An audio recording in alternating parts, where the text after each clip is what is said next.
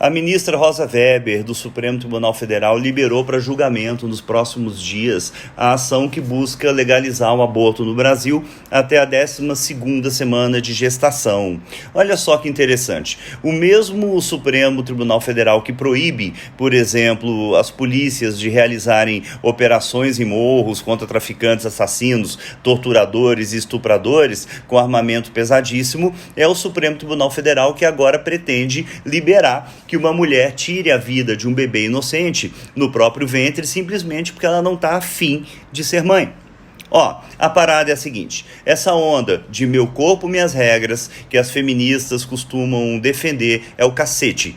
Liberdade sexual é uma coisa, liberdade de relacionamento é outra, casamento é outra, opção sexual é outra, cada mulher vive de acordo com o que ela pensa que é certo, mesmo a gente achando determinadas posturas absolutamente ridículas, enfim, não vamos julgar. Agora, a maternidade é bem diferente. Se você tem uma vida em gestação dentro de você, não se trata mais do seu corpo apenas. Trata-se de um ser humano que você não se preocupou na hora de concebê-lo, mas que agora quer descartar como se fosse um tumor, uma hérnia, uma cárie no dente. E essa conversa de que eu não estou preparada para ter filho agora, é conversa de covarde, é conversa de imbecil. Mulher alguma na face da terra efetivamente está preparada para ser mãe até que ela vire mãe. Por quê? Porque de fato é uma experiência arrebatadora, talvez a mais arrebatadora da vida de uma pessoa, e que muda profundamente a maneira de enxergar o mundo como um todo. Aliás, isso acontece também quando nós, homens, viramos pais. Eu mesmo sou um exemplo disso. Então, que se dane se você se diz preparada ou despreparada. Dê seu jeito. E se não quiser criar, entregue a criança para que seja adotada. Porque se há alguém inocente nessa história toda, é a criança. E, finalmente, e antes que vocês perguntem, há 3 tipos de situação nas quais o aborto do Brasil já é autorizado. Primeira delas, quando o bebê é fruto de violência sexual, estupro. Segunda, quando existe um risco grave à saúde da gestante. E terceiro, quando o feto possui anencefalia, que é o que mesmo, gente? É um defeito na formação do tubo neural de um bebê durante o desenvolvimento. Eu concordo com essas 3 hipóteses, somente com essas 3 hipóteses? O que vocês acham? Sim, sinceramente, eu concordo. E por que eu concordo? Eu concordo porque os danos físicos e emocionais, não somente às gestantes, mas a toda a sociedade em derradeira esfera, são gigantescos. E aí, a sociedade é superior ao interesse pessoal das pessoas. A sociedade prevalece, o interesse público prevalece. Carregar no ventre um bebê fruto de um estupro, que é provavelmente a maior das violências que se pode praticar contra uma mulher, que deixa cicatrizes indeléveis, pode trazer consequências psiquiátricas não reparáveis. Então ela tem sim que ter o direito de não seguir em frente com a gravidez.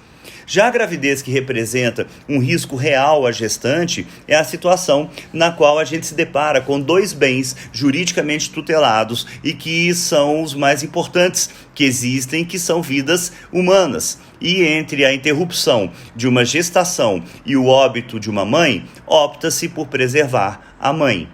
E, por último, o caso da anencefalia, conforme uma decisão do Supremo de 2012. É unânime na medicina que um bebê anencefálico, quando não morre durante a gestação, morre durante o parto ou logo após o parto. E não seria aceitável, muito menos razoável, até covarde, eu diria, que a lei obrigasse uma mulher a carregar por 9 meses um feto clinicamente inviável. Imagine-se o trauma dessa mulher e da família dela, já sabendo que o filho que ela carrega no ventre não irá viver. Imagine se as pessoas na rua lhe dando os parabéns pela gravidez e você sabendo que o bebê vai morrer sem poder curtir a gravidez, que é uma coisa maravilhosa, sem poder montar o quarto do bebê, sem poder fazer qualquer tipo de plano, sem poder pensar no futuro com relação a esse bebê e sem conseguir explicar essa situação, por exemplo, aos irmãozinhos ainda crianças. E por isso que nessas hipóteses eu sou e defendo o aborto. E qualquer situação diferente delas, para mim, é assassinato puro e simples. Eu sei que as igrejas me condenam nesse ponto, já tive embates muito violentos nesse sentido, porque as igrejas não aceitam o aborto independentemente da hipótese, até mesmo por se tratar de um dogma que não vai mudar nunca. Só que aí vai o meu recado às igrejas: não vivam somente o Pai Nosso que está no céu, mas observem também o pão nosso de cada dia. As pessoas também têm necessidades verdadeiras, reais, palpáveis, humanas, e que as igrejas não têm mais como fingir que tais necessidades não existem. Mas isso é história para outra hora. Então, para encerrar, mobilizem-se, organizem-se, exijam dos políticos que vocês elegeram um posicionamento, que se posicionem contra isso tudo, porque a liberação do aborto pelo Supremo Tribunal Federal não será nada mais do que a legalização da morte de crianças. Eu próprio, aliás, vou impetrar um habeas corpus em nome dessas crianças. Aguardem novidades.